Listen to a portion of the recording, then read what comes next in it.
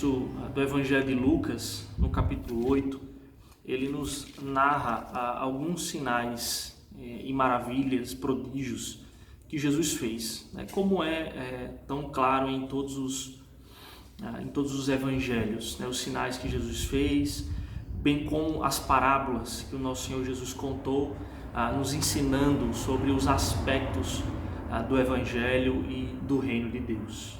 Mas uma coisa me chama a atenção no Evangelho de Lucas, no capítulo 8, em duas dessas narrativas, em dois trechos do capítulo 8 de Lucas.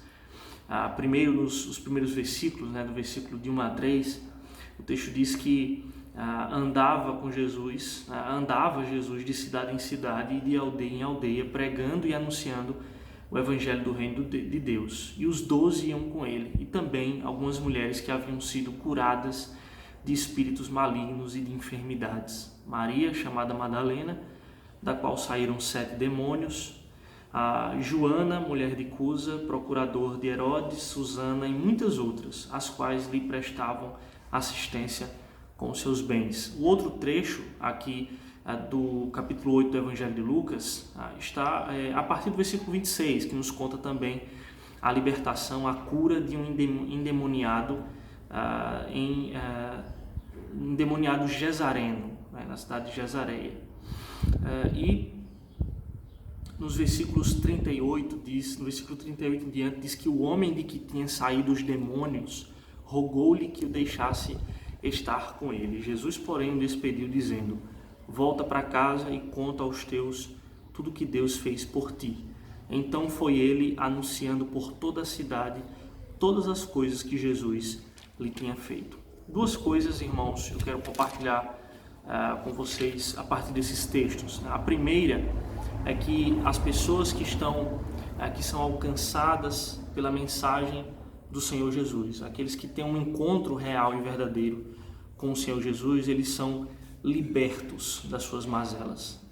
Nessas duas narrativas nós temos pessoas que foram libertas de possessão demoníaca, de influência diabólica nas suas vidas. Essas pessoas que antes viviam, obviamente, por estarem completamente entregues a Satanás, viviam fazendo a vontade de Satanás, viviam obscurecidos de entendimento. E nós não encontramos Jesus fazendo nenhuma campanha de não sei quantos dias para libertar essas pessoas. Ele não faz retiros espirituais de vários dias com lavagem cerebral e outros tipos de estratégias da psicologia para libertar essas pessoas. É o Evangelho do Reino que ele pregava que liberta as pessoas. Nós encontramos isso na Escritura.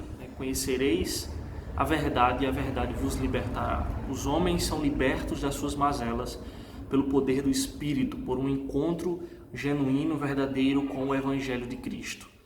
E nós cremos nisso. Não importa quem foram essas pessoas antes desse encontro real com Cristo. O que nós sabemos e temos a certeza pela palavra de Deus é que essas pessoas, ao terem um encontro real com Cristo, tudo aquilo que elas eram antes fica para trás. Elas são libertas, elas são purificadas, elas são salvas de todos os males que assolavam as suas vidas. E a segunda coisa que esses textos nos ensinam é que essas pessoas, não importando quem elas eram, e olhando para a forma com que milagrosamente, porque esse é o maior milagre, que, dentre as curas e as ressurreições que o Evangelho e mesmo esse capítulo nos narra, o maior milagre que é narrado aqui são essas libertações, essas pessoas que tiveram um encontro real com Cristo e tiveram suas vidas transformadas.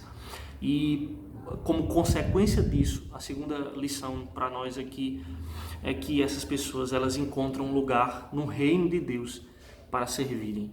Não importando, mais uma vez repito, quem elas eram, não há um julgamento para essas pessoas de que elas, por terem sido endemoniadas antes, como o texto nos diz aqui que Maria Madalena saiu dela 7 demônios, e aquele homem que também tinha uma legião de espíritos malignos e foi liberto. Eles não ficaram escanteados porque eles eram endemoniados antes de terem um encontro com Cristo, mas eles encontraram um lugar para servir. As mulheres, o texto diz que elas prestavam assistência com os seus bens, ou seja, elas usavam aquilo que Deus havia dado para elas, né, o recurso financeiro, o recurso material delas, para investir no ministério de Cristo. Então, Cristo, no seu ministério terreno, foi sustentado por aquelas mulheres. Elas se doavam, elas agiram com mordomia, com liberalidade, com aquilo que Deus deu a elas, e elas prestavam assistência, e elas se doavam no ministério de Cristo com aquilo que elas podiam fazer, né? Ajudar com seus bens. E no caso do endemoniado Gesareno, ele também encontrou seu lugar no reino. Nós lemos que ele pediu a Jesus, né, depois de ser liberto, depois de estar limpo, curado, ele pediu a Cristo que seguisse Jesus, seguisse os apóstolos no seu ministério, em outras cidades também, pregando o Evangelho. Mas Jesus não permitiu, né, e o despediu dizendo: volta para casa e conta aos teus tudo que Deus fez por ti. Então foi ele anunciando por toda a cidade todas as coisas que Jesus lhe tinha feito. E essa é uma ordenança para todos nós.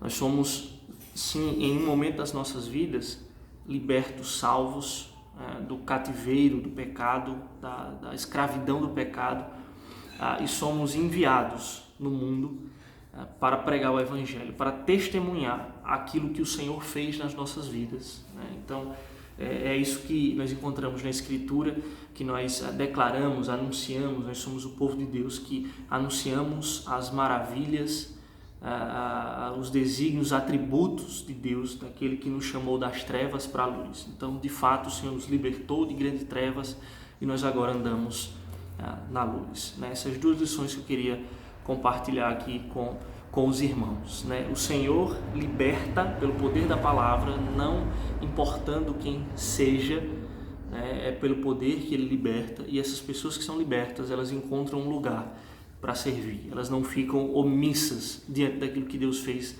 nas suas vidas, mas elas encontram um lugar, seja se doando com os seus bens, seja indo testemunhando aquilo que Deus fez nas suas vidas, né? Que o Senhor possa nos ajudar, a nós que fomos libertos pelo Evangelho, a encontrarmos o nosso lugar no reino de Deus para servir. Bom, meus irmãos, Deus abençoe, nós nos vemos logo mais. Amém.